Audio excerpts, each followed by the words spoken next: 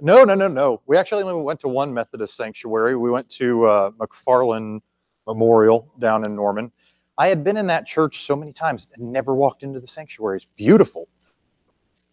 Did you? Very pretty. Very pretty. If you get a chance to go there. The senior pastor there is a dear friend of my dad's. Her name is Linda Harker. And that church, so there is a list that's published every year of the fastest growing large United Methodist churches in America, or something like that. So that church is one of two in Oklahoma City that made that list this year. It's the first time McFarland made it. But Linda Harker is the first female lead pastor ever to have made that list, which is really kind of cool. Cool distinction. No, we also went to visit a couple of Roman Catholic churches. Roman Catholic churches always have really pretty sanctuaries. At least they seem to. Oh, you would ask. I can't. I'd have to look them up in my car. I'm so sorry. I'm sorry. We did, yes. We did St. Joseph's was one, and there was another one.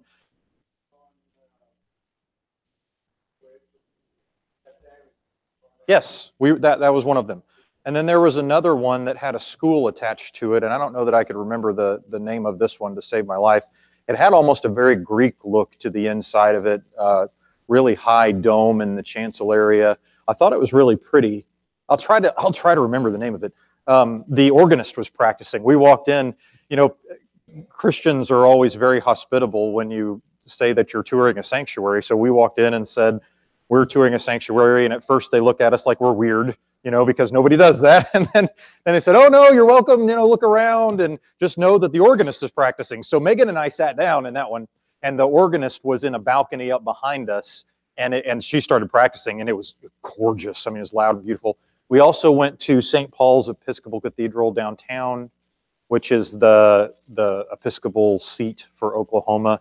It was really pretty, really dark, kind of an English, I mean, it couldn't have been more of an English look if they had tried. It was very English feel. Incidentally, I'm taking the choir down there on April 8th to St. Paul's because they do an evensong, which is a really pretty kind of a evening Vespers service. You're more than welcome to come. April 8th at 5. The first half hour is evensong, and the second half hour is an organ concert. If you've never heard evensong, really, really pretty. So we had a blast. Thank you for the time off last week. I missed you guys, but Megan and I had a pretty good time. I want to open us up today first with some prayer, tell you what we've got going on for the rest of Holy Week, but I want to give you a chance to ask some questions. I know Revelation spawns questions, and we've had some great ones. You know that I reserve the right to tell you that nobody knows the answer to the question you're asking, but I want you to ask them anyway because they're good questions. So be thinking about that. I want to open us up with that today. Now, as you know, it's Holy Week. We have been celebrating that throughout the week. Last night we had our Vespers service here. Tonight we will have our Maundy Thursday service. There are two acts that are traditional in a Maundy Thursday service. One is the washing of the feet, and the other is the celebration of Holy Communion or Holy Eucharist. It is rare to find a foot washing ceremony anymore because everybody thinks that's gross. And I sort of fall into that category. So we won't be doing foot washing, but we are going to be celebrating Holy Communion together tonight. The choir will be singing, and I think that you'll find a lot of meaning in that service. Tomorrow night, now that's at 6:30. Tomorrow night, we will be holding a service of Tenebrae here in the sanctuary, also at 6:30. That is a service of 16 readings. After each reading, a candle is put out on the communion table here. The sanctuary is darkened, and we leave in silence and reflection, preparing for Easter Sunday morning. Both nights are 6:30. You did. And I'll come to, I don't know, was that John that said something? I'll come right to you. So the worship committee talked about this a lot, and every time we met, we said a different time. And so we finally realized that and tried to correct it. I'm so sorry for the confusion, but 6:30 both nights. Yeah, and I'll send out emails to that effect as well. John? Good Friday. Yeah, so it is called Good Friday. The service of Tenebrae, you know, I don't know where the name comes from. The practice is, Tenebrae may mean that. I don't know that I've ever even researched the etymology of the word. I'm kind of interested, though. I'll see if I can find that out. I believe, as I understand it, it's a medieval practice to have 16 readings that take us through the Passion of Christ. And after each reading from the Scripture, symbolically, then a light is doused. The sanctuary now, of course, is lit.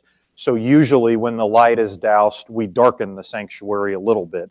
But traditionally, the candlelight would have been the only light in the sanctuary, so it got darker each time. That is combined with a practice of what is called stripping the chancel. That can be done on either Thursday, Maundy Thursday, or Good Friday. For us, we will have the chancel stripped prior to the Good Friday service, so that for the 3 days between Friday and Sunday, all symbology relative to the saving nature of Christ and the resurrection is removed from the sanctuary. Some churches used to even lock their doors. Now, that's kind of rare anymore, but they would lock their doors as a symbol that as Christ had descended, the church was closed until Sunday morning. So I'll try to find out the word. I'm sorry, I don't know the etymology, but that's interesting. Oh, good. Thank goodness for phones. So what does it say? Darkness. Phil was right. Okay, that's awesome. You may find this interesting. The practice of a sunrise service, which we are having this year. I don't know if you've taken a look at the weather, but they're calling for a record low, the coldest Easter it's ever been in Oklahoma, 37 degrees. And so I've talked with everybody. It turns out that most of our sunrise service folks, and this is common, are diehard sunrise service folks. We are going to have this service. So if you come, join us, bundle up. We will not be going inside unless it gets below freezing. The wind chill will be cold, but bundle up if you want to come. We're going to do that. Now, the tradition, John's question made me think of this. The tradition for the sunrise service actually comes from what used to be called the Easter Vigil or the Paschal service. It used to be the tradition of the church way, way back, that we would start a service on Saturday night, and it had a very long liturgy that ended at sunrise on Easter Sunday morning. Now, obviously, we don't do that. I mean, nobody would come. But that kind of evolved into just the sunrise service instead of the whole service. It was customary for the early church that people would commonly not be baptized until Easter. Right? So you would go through a whole lengthy period of preparation when you decided you wanted to join the church. That would culminate in the season of Lent, which is a season, you've heard me say, of penitence and reflection for all of us. But for baptismal candidates, it was their final season of preparation. They would be baptized then on Easter Sunday morning.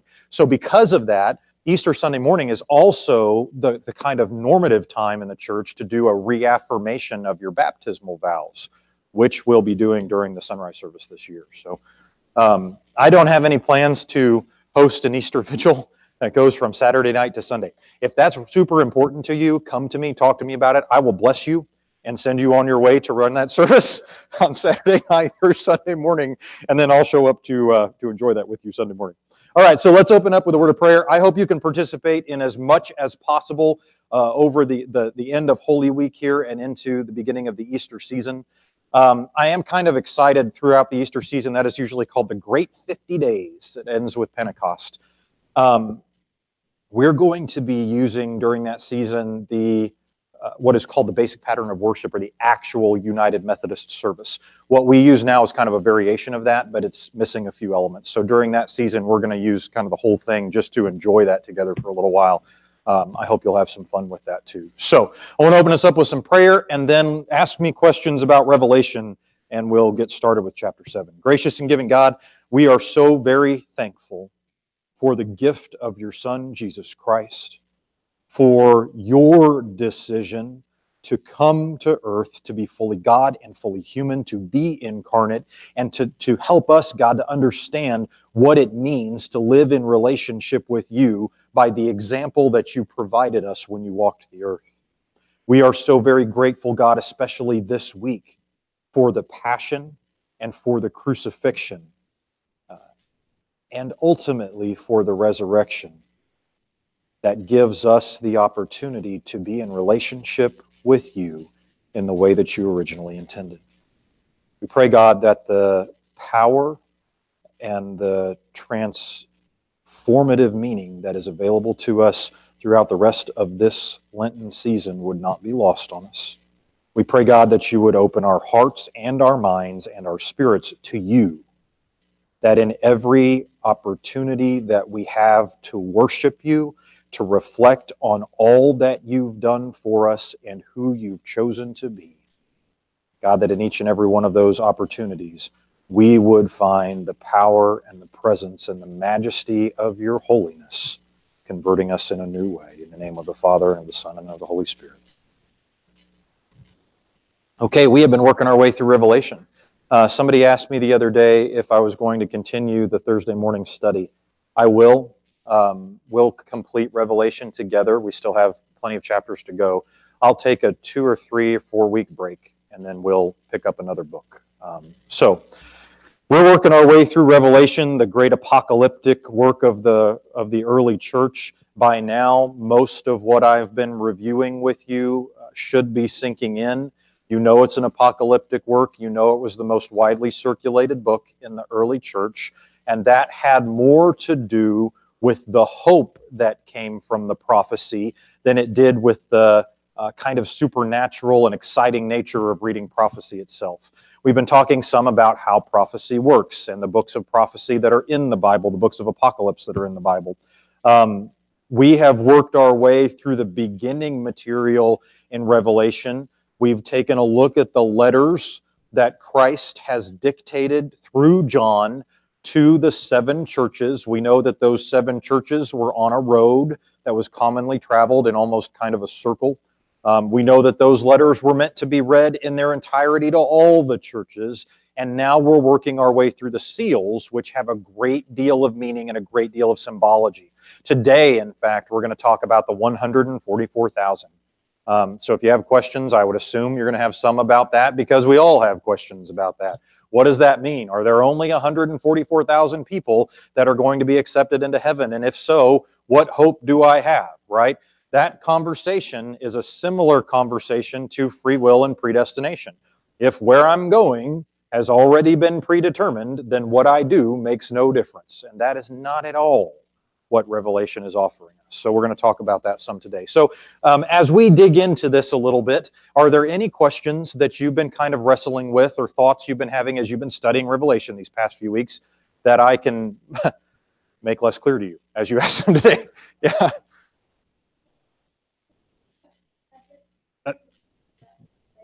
Be dangerous. That's great.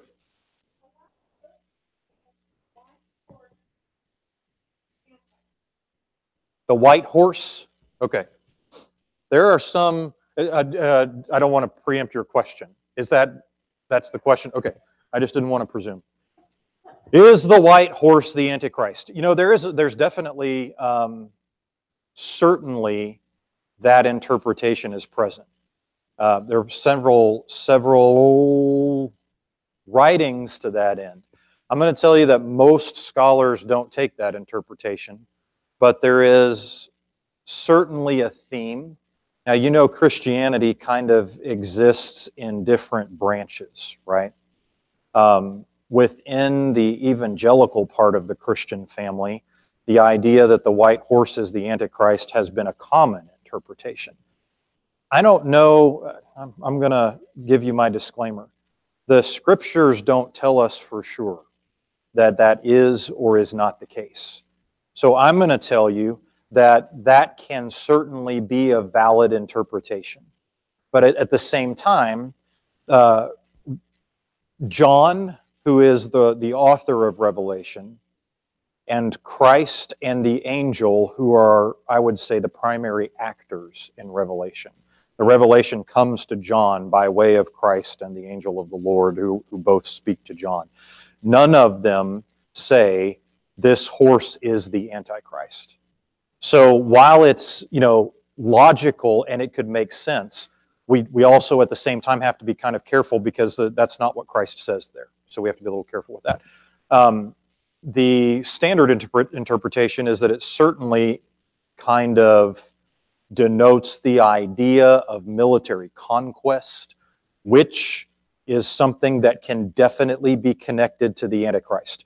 So what I'm going to tell you is, I think that's, in my opinion, it's just my opinion, but I think that's an acceptable interpretation. I don't think there's anything wrong with it theologically. I just always also want to be hesitant to take an interpretation that's not specifically, offered to us in Scripture. I'd be 10 times more comfortable with that if Christ had said, the white horse is the Antichrist. That's who this is.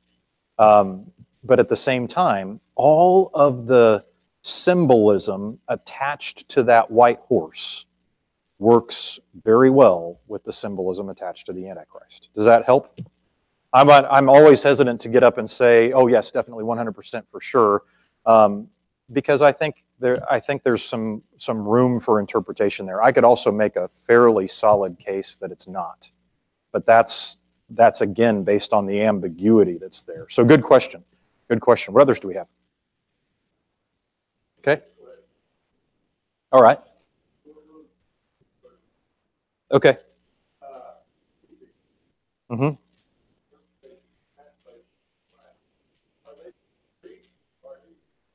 Oh, good. Okay. So how does the Common English Bible work? In short, the Common English Bible was a project, which every major modern interpretation has been, save for a few individuals who have sat down to interpret themselves, right? The Good News Bible would fall into that category. Common English Bible brought together New and Old Testament scholars from, it says it at the beginning of the book, it's like 30 or 40 different major denominations are represented in the group that translated this. And it says in the front of almost every Common English Bible how they did this. If I'm not mistaken, they used the, let me just read it to you. That'd be better than me trying to remember. They'll show you. All right, so the sources are the Dead Sea Scrolls that they found at Qumran, and then they give a whole list of the scrolls that they used: Isaiah, Deuteronomy, Samuel, Psalms. Then they have some Greek sources that came from the LXX or the Septuagint, which is a very early translation of the Scriptures, very early rendering of those.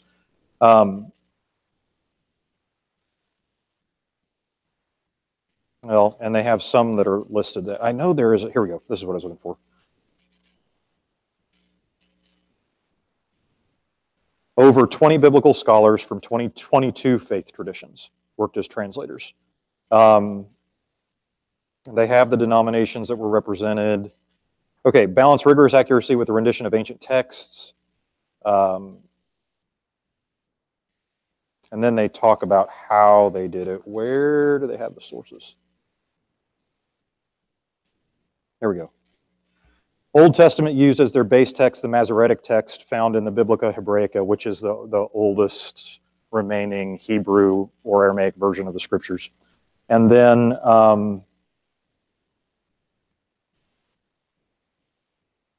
New Testament translators used as their base text the eclectic Greek text known as Nestle-Aland, or the 27th edition, which was published in '93.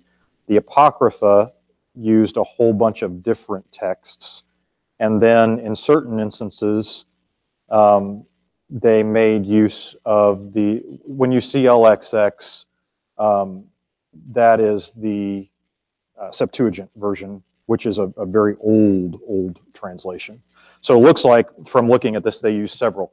The summary is that they translated from Hebrew and they translated from Greek. But the question when you're looking at those translations is, okay, which version of Greek did you translate from? Which Hebrew text did you use? They give a very long summary of that. For me, one of the reasons I like it is because it has, so I took 3 semesters each of Hebrew and Greek. The Greek that is used here is a version of Greek called Koine Greek, which is not spoken anymore. It's ancient Greek. So those classes involved learning the language and then doing what we called Greek and Hebrew exegesis, where we translated large sections of each of the Old and New Testament.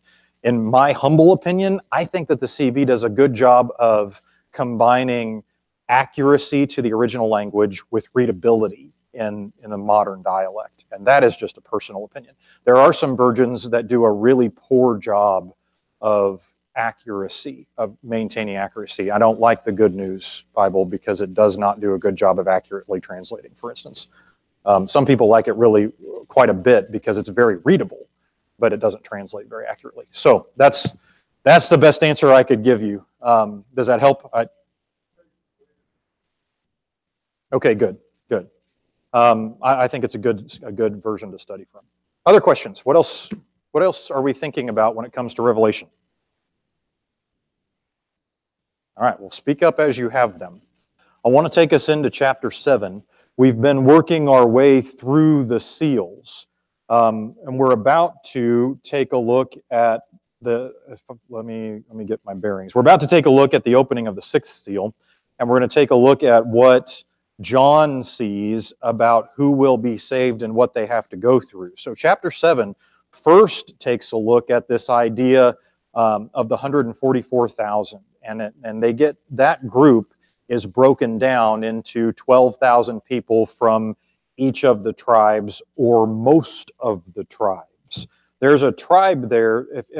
Have you had a chance to read through chapter 7 yet? Anybody? There's a tribe there that's missing. Do you know which one it is? I wouldn't expect you to, because that requires, I mean, I have to go back and brush up. Sorry? Judah's there. The tribe of Dan. The tribe of Dan is not there.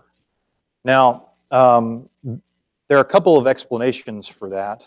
The one that is most commonly accepted is that there is an old tradition that the Antichrist will come from the tribe of Dan.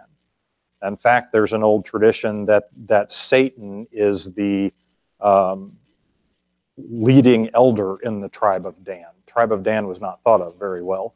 So many scholars believe, and I would fall into this camp, that Dan is omitted at this point in the history of the early church because of those early, the word is extra-canonical. Extra-canonical means outside of the Bible traditions that the Antichrist was going to come out of Dan. It would have... Yes, so... we have the tribe of, let me get this right.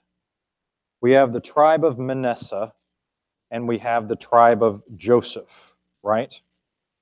Well, let me just teach it. Let's just go into it. So let's start at the beginning. After chapter 7, verse 1. After this, I saw 4 angels standing at the 4 corners of the earth. So the ancients tended to believe that they would have used this saying the same way that we would have used it. There's not a lot of evidence to believe that this particular culture thought that the earth was flat. In fact, most of the way they wrote about the earth was kind of in a sphere. They believed that there were waters above and waters below. So if you've heard me teach about Genesis, you'll have already heard this. In fact, when the flood happens, when you read through the story of the flood in the early Old Testament in the Pentateuch, you hear about the firmament that holds the waters back being broken. So the waters break through, and they break through from above and from below. If you were to see a picture, one of my old professors, Sandy Richter, does a great job of illustrating this. If you were to see a picture of how they looked at the world, you would have seen the world in kind of a sphere. And there was this firmament that held back the waters above, and then the waters below were held back by the land, and they were kind of pressed down. So when the flood happens, that firmament breaks, and the water comes in, because the water in their mind is all around the world. So the water breaks in, and that's what floods. There's so many stories in ancient Hebraic culture or the ancient Near and Far East about how people are punished by that firmament being broken. So most likely they saw the world in kind of a sphere, not in a flat plane like would have been common in Western Europe around the time that people were starting to sail around the world and realize that it was a circle. I really thought when I first heard that flat Earth theory was becoming a thing again, that was a joke, but it's not. There are, I would say educated, there are people among us who are starting to believe again that the world is flat. That's not what they meant. When they talk about the four corners, though, they use that saying kind of the same way we would today from the four corners of the earth, that there are angels holding back the winds. The winds that they're holding back are the winds of destruction, which have already to some degree been unleashed upon the earth. We've seen that in the four horsemen of the apocalypse, for instance. So in ancient apocalyptic writing, there is often an identification between wind and destruction. And there is also often an identification between angels and destruction. So either the angels are unleashing the natural fury or natural torrents that will cause the destruction, or they are there overseeing the destruction. That's just a common theme in ancient apocalyptic literature. So you see that here. The angels now are at the four corners of the earth, holding back the winds of destruction. That's the image that John is seeing. They held back the earth's four winds so that no wind would blow against the earth, the sea, or any tree. I saw another angel coming up from the east, holding the seal of the living God. The first time I ever read this, it didn't dawn on me that the angel came from the east. You know, why on earth is that important? I didn't learn anything about that till I studied it much later. There are several theories about this. One is that east is the direction of the rising sun. One is that from where John was, east would have been the direction of Palestine, which would have been a natural association for people of that time to make, that destruction is coming from that direction. There are also some people who believe that the identification of the east should be correlated to the wise men who came from the east. In all of those theories, the one common theme is that this is one of those issues that nobody seems to understand. Nobody seems to really know for sure why it is that this angel is coming from the east and why that is important. So you get all of these kind of, again, extra canonical theories where people say, well, maybe it's this, or maybe it's this, or maybe it's that. The simple truth is, we don't really know. The angel's coming from the east, holding the seal of the living God. God is almost always, in the Old Testament, talked about as the living God. Why would that be the case? Because especially in the time period when the ancient Hebrew people are being formed into a monotheistic religion, monotheism is the exception to the rule. For us today, we are living into a time when atheism is becoming the rule and Christianity or monotheism is the exception to that rule. That's a reality for us in the developed world. In what is called the global south or the underdeveloped world, that's a very different story. But for many of us, atheism is becoming the rule. Back then, polytheism was the rule. People believed, generally, cultures believed in a pantheon of gods. The easiest association for you to make would probably be the Roman or the Greek pantheon, which most of us learned about in elementary school at some point or another. But there were a number of pantheons throughout the ancient world in a number of cultures. There were other cultures during the time that the Hebrew people were developing their understanding of Yahweh. There were other Yahwistic cults that were developing in the region. The Hebraic one is just the one that won out. So we have this idea that in the ancient world, God is beginning to form the Hebrew people into his own people. And he says, that'll happen. You will be my people and I will be your God, and eventually I will save the whole world through you.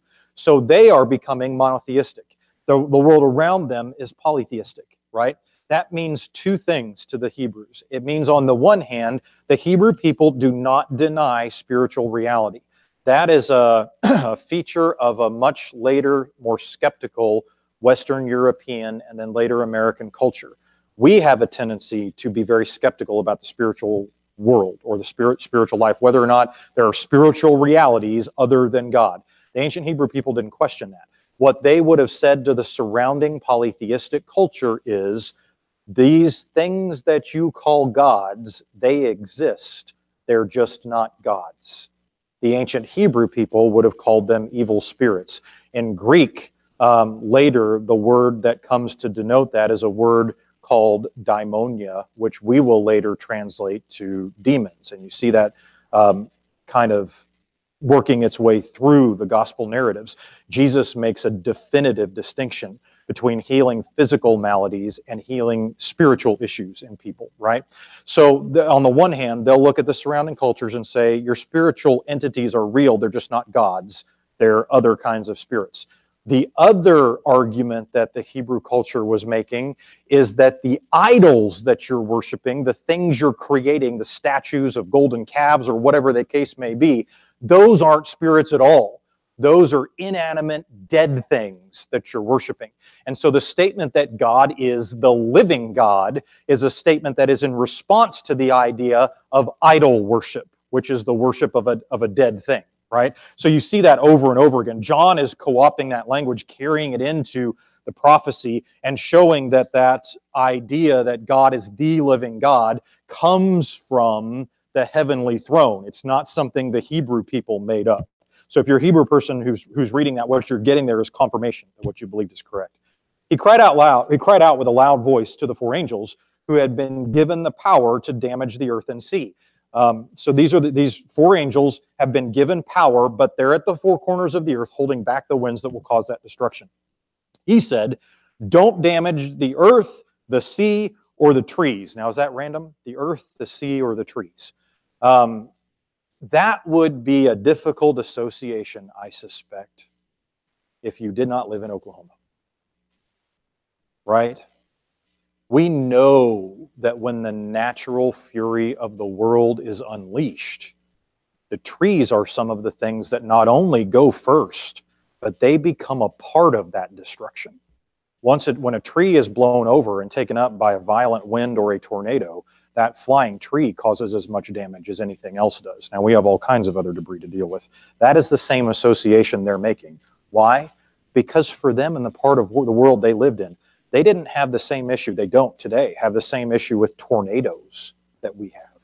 But they have very violent windstorms in that part of the world. They understand that.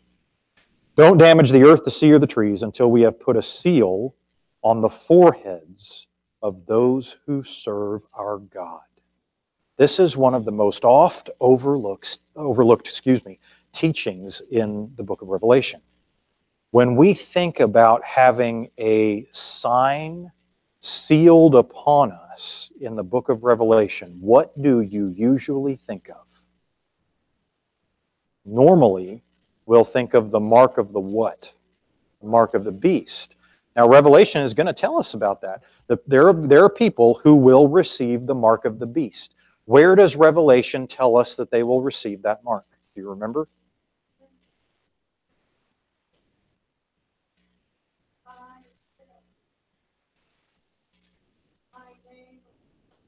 You have to have my mark. Yep. That's right. That's right. So in order to interact with the world, you have to have the mark of the beast, which is going to be on either the hand or the forehead, right? That is in, we haven't seen that yet. That is in contrast to the other mark, which we learn about much earlier in the book of Revelation, i.e., right now. There is another mark that will be on the foreheads of people. So the contrast in Revelation is not between those who have the mark of the beast and those who have no mark. The contrast is between those who have the mark of the beast and the mark that we are learning about right here. Don't damage the earth, the sea, or the trees until we have put a seal on the foreheads of those who serve our God, right? So you have a contrast between the mark of the beast and the seal of those who serve God. It's the statement here, what is being revealed to John, is that it will be blatantly obvious whom you serve.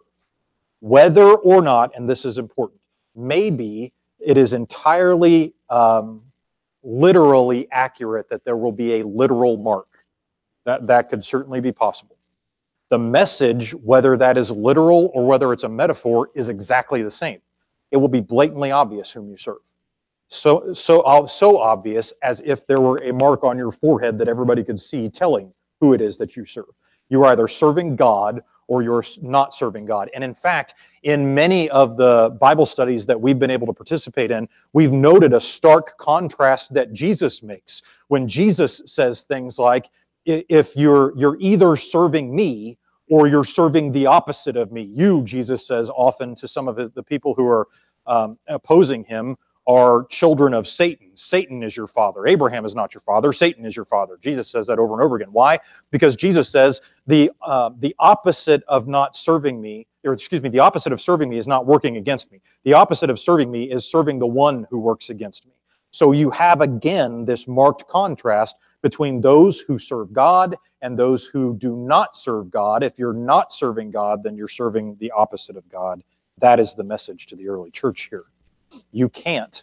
If you're looking for a practical message that's going around to the early church, the message is this: you can't sit on the fence. There was I think it was C.S. Lewis. I could be wrong about that, but I'm pretty sure it was C.S. Lewis who said that it is not acceptable to be silent during oppression, because silence only serves to help the oppressor, never the oppressed. Here, Jesus is saying something very similar. You can't sit on the fence. You're going to have to choose whom you will serve. Choose who it is that you will serve, but as for me and my house, we will serve the Lord, right? You can't sit on the fence. If you sit on the fence, then Christ is going to say, or here in the revelation that's coming from Christ to John, you've got the mark of the beast. You either serve God or you don't serve God. There's no sitting on the fence. Then I heard the number of those who were sealed. 144,000 sealed from every tribe of the Israelites. Okay, this has been horribly misinterpreted and horribly used over the years, over the centuries. Some will say there are only 144,000 people who are going to heaven, and we need to make sure that we're a part of that. Well, how do you get to be a part of the 144,000 people, dear one? Tell me that, because there's no instruction here that tells me how I'm supposed to be a part of the 144,000. Do I just try really hard to be really, really good? And if I'm the best person in my generation, maybe I'll get to be a part of the 140. That's not what the Bible says. When the Bible talks about salvation, it does say that what you do, and you've heard me say this, so I'm going to keep this short, but what you do matters. But what you do matters because you have been saved and transformed. It is not that what you do will cause you to be saved. So I have to wonder, how is it that I become a part of the 144,000? Well, that interpretation doesn't take into account what this passage actually says. It says, then I heard the number of those who were sealed. What is the number? 144,000. Now, that again is meant to be a lot of people. And it's meant to symbolize, in some sense, kind of a completion or a complete number. Where do those 144,000 people come from? The 12 tribes of the Israel, from every tribe of the Israelites. So, just in case you're not sure who he means by that, he's going to list them. Judah, which here is first. Now, there's some question about the order that the tribes are listed in. That order is really not all that significant except for Judah. Why does Judah come first? Because that is a tribe that Christ comes from. The rest of the order doesn't really matter that much.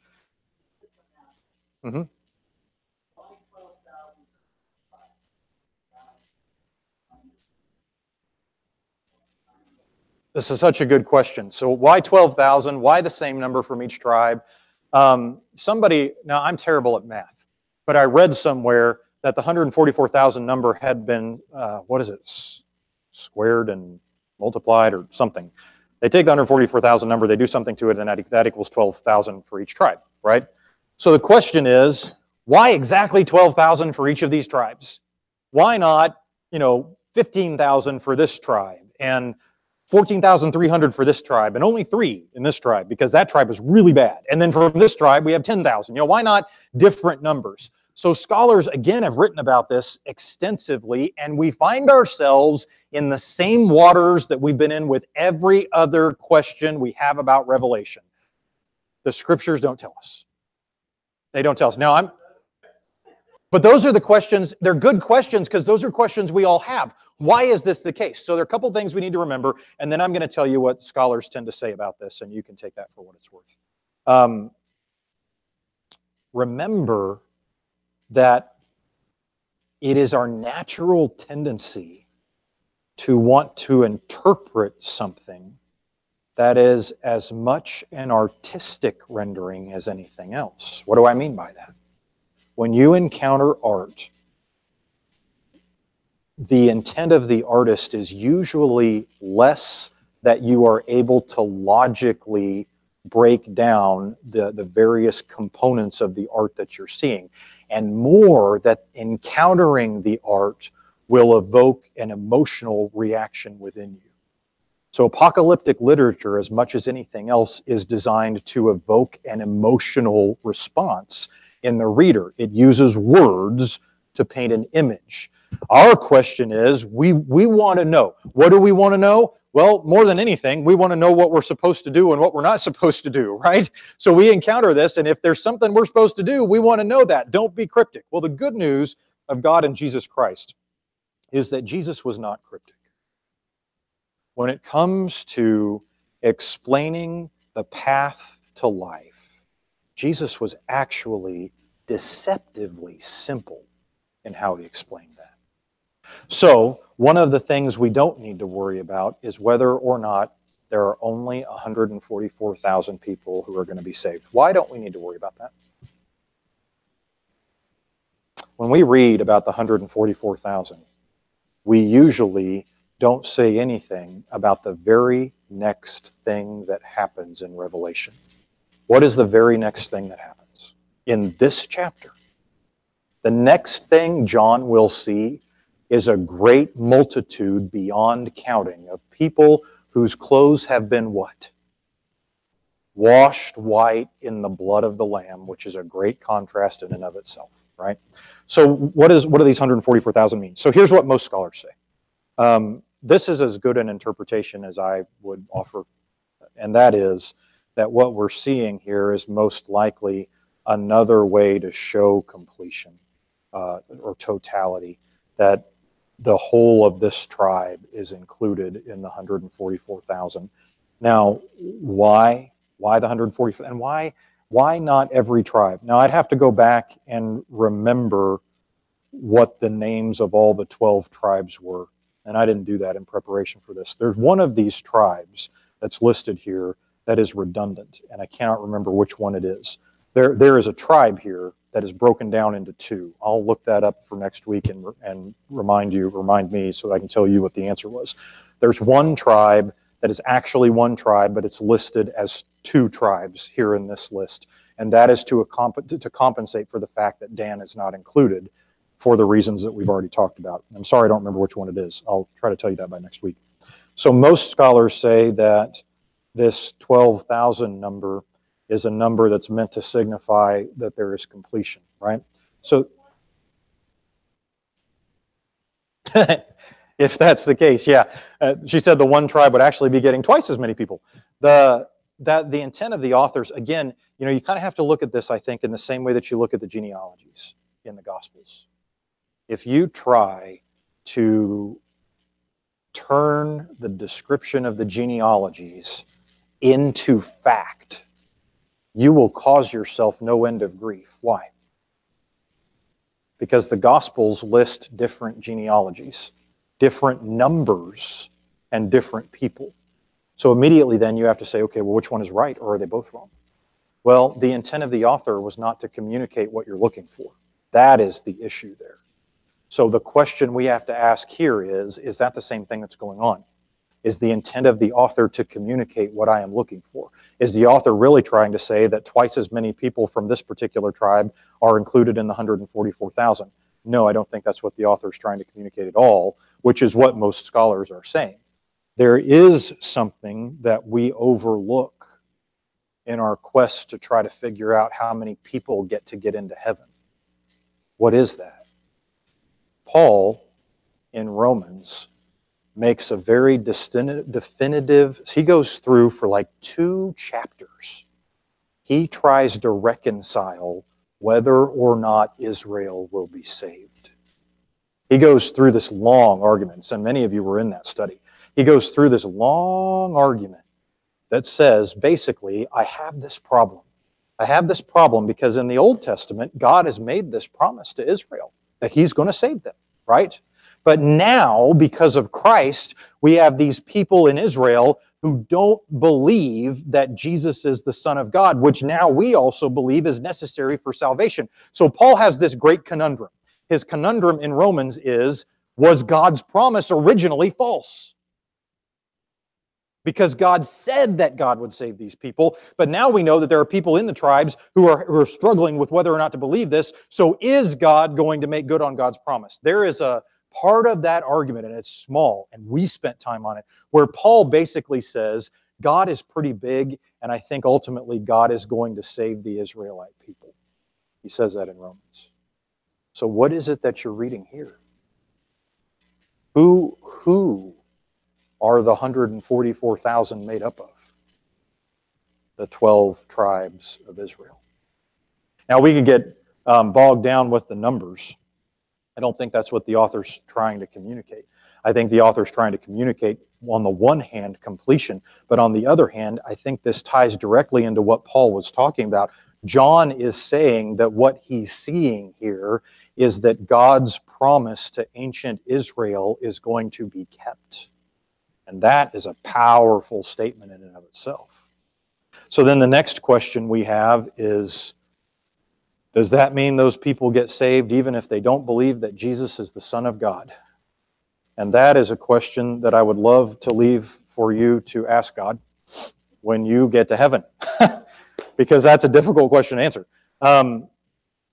I think without doing too many backflips, there is a statement that Paul makes that every day, there will come a day when every knee will bow and every tongue will confess that Jesus Christ is Lord. Paul, throughout his writings, is eminently concerned with the fate of the Jewish people. Over and over again, he gets angry with them and says, I'm done with you. I'm going to the Gentiles. And then he goes back to them and tries to convert them and gets angry again and says, I'm done with you and I'm going to the Gentiles. Paul is always concerned with the salvation of the Jewish people, even though he is the apostle to the Gentiles. He's still concerned because the Jewish people are his people. So what we're seeing here is a scene where the seal is being placed on the foreheads of the 12 tribes of Israel, which fulfills the promise that God made in the Old Testament, which helps us to be able to understand and believe that, as we've said a million times, God will do what God has said that God will do. But this is also happening in an environment where it is impossible to deny that Jesus Christ is the Son of God. That, we're seeing that imagery here too. So you have a lot of rich imagery that begs a lot of questions. Is Israel going to be saved whether they want to be saved or not? What's going to happen if people in the 12 tribes of Israel, many of which are lost, don't choose that they don't want to believe that Jesus Christ is Lord? I think that what John is trying to write here has more to do with the idea that God's promises are going to be fulfilled, and they're going to be fulfilled in an environment where we have no choice but to acknowledge who Jesus is, as Paul said would be the case. In this environment, only a fool would look at everything that John is seeing and say, well, clearly I don't think Jesus is Lord. John can't even fathom that, because it's obvious that that is the case. So this, I need to move us on so I can get through the rest of the passage. But this little passage has been the subject of much great debate. There have been many wolves in sheep's clothing who have tried to say that they know who the 144,000 are, that there will only be 144,000 people who are saved. And oh, guess what? In order to be among them, you need to follow me and do what I say. That is not biblical. That is the definition of heresy. And it's part of what the admonition at the end of Revelation not to change the story is directed to. So with everything I just said, one of the things that we have to keep in mind is that that is all an attempt to take a look at what is written and make sense of it, because it is not explained. What is explained is what is written. So remember, when we encounter Revelation, as frustrating as it is, part of this is meant to evoke an emotional response, even if we can't fully explain it. Okay, I'm going to move on. I'm going to give you time to ask questions because I'm sure that you have them about that, but I want to get us through the rest of the passage. So after this happens, I looked and there was a great crowd that no one could number. You cannot interpret the 144,000 and leave this out, because if you do, then you end up with there can only be 144,000. You cannot, just like you cannot interpret what Paul says about women in one of his writings without interpreting what he says about women everywhere, or you get a vastly different understanding of what he's trying to communicate. You have to include this. After this, I looked, and there was a great crowd that no one could number. They were from every nation, tribe, people, and language. So why is it that so many scholars believe that the previous statement was a statement about God being faithful to God's promise to ancient Israel? Well, on the one hand, what we're seeing here follows the same chronological timeline. First, the 12 tribes of Israel are dealt with. And that is followed by now a great multitude that comes from every tribe and nation, which is exactly how God saved the world. God said, I'm going to come to you first, Israel. You will be my people. I will be your God. But through you, I'm going to save everybody. Well, that's what John has just seen. He's just seen the 12 tribes of Israel being dealt with. And now after that, now there's a great multitude. So what do you get in this imagery? Well, on the one hand, you get imagery that says, while all of Israel is being addressed by God, which is what the numbers most scholars think are supposed to indicate, all of Israel is being addressed by God, it's still a much smaller group than the entire group that God chose to save through them, which he says, as he looks out upon them, is a number so high that nobody could count it, right? Every tribe, every nation, every people, and every language. So on the one hand, while initially the offer of salvation was just directed to and through one group of people, because of what God did in Christ, the offer of salvation was made available to all people, which is an argument that the early church is having right now, right while John is experiencing this and writing this. Is it okay to take the message of salvation out to the Gentile people? They're arguing about that. John is saying, I've seen what is to come, and I can tell you that all these people are going to be saved, so yes, it's okay to do that. They were standing before the throne and before the Lamb. They wore white robes and held palm branches in their hands. Why are they holding palm branches? That is most likely directly a symbol that directly relates to the triumphal entry. They cried out with a loud voice, "Victory belongs to our God who sits on the throne and to the Lamb." All the angels stood in a circle around the throne and around the elders and the four living creatures. They fell face down before the throne and worshiped God, saying, Amen. Blessing and glory and wisdom and thanksgiving and honor and power and might be to our God forever and always. Amen. There's like 3 different songs, hymns and songs that have been produced using this language that I absolutely love. Then one of the elders said to me, "Who are these people wearing white robes?" I'm so glad, because I thought we were just going to gloss over that, but that's not going to happen. "Who are these people wearing white robes, and where did they come from?" And I said to him, "Sir, you know." Why is that there? Because what John is trying to say is that he has complete faith and confidence in the one who is addressing him to be able to explain what is before him.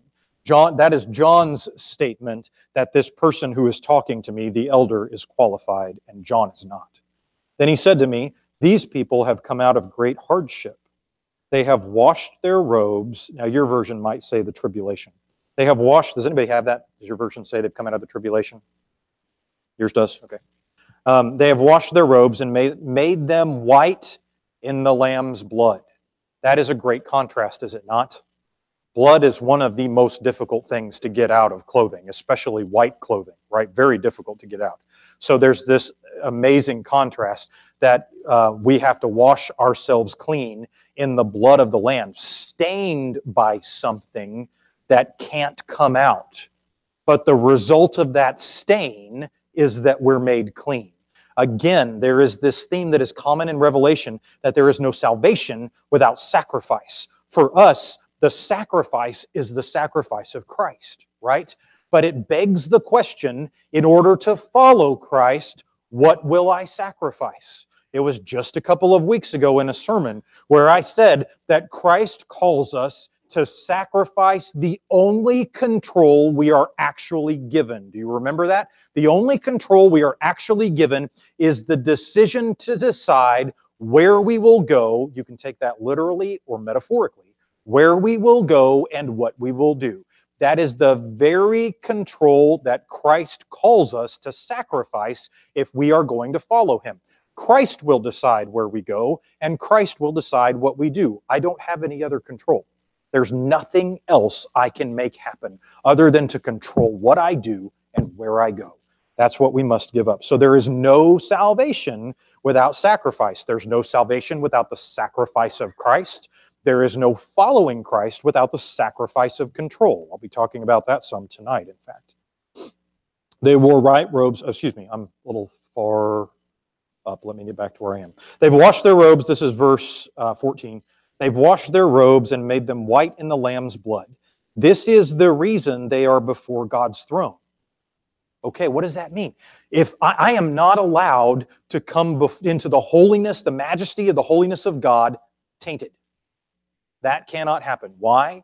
Because impurity cannot exist in the presence of God. Not that it shouldn't exist. It can't exist. So in order to be in the presence of God, I have to be made pure. I can't be made pure by myself. The scriptures over and over and over again say, you could try to be as good as you can possibly be, and you still won't be good enough to be in the presence of God. You just can't do it. It's not because that's the way the scriptures present that, and the way ancient Israel talked about it was that it was kind of a given thing.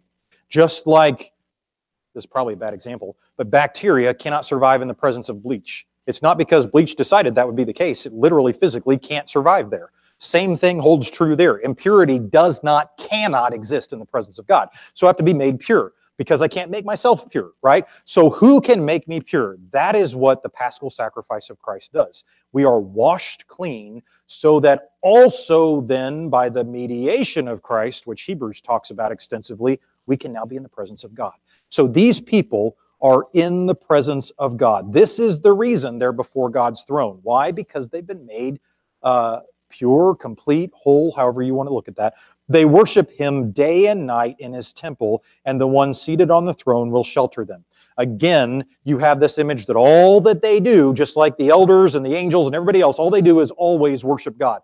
When you read that, if you're not discerning when you read that, then you end up thinking, as I've said before, that heaven is really, really boring. That is not the image here.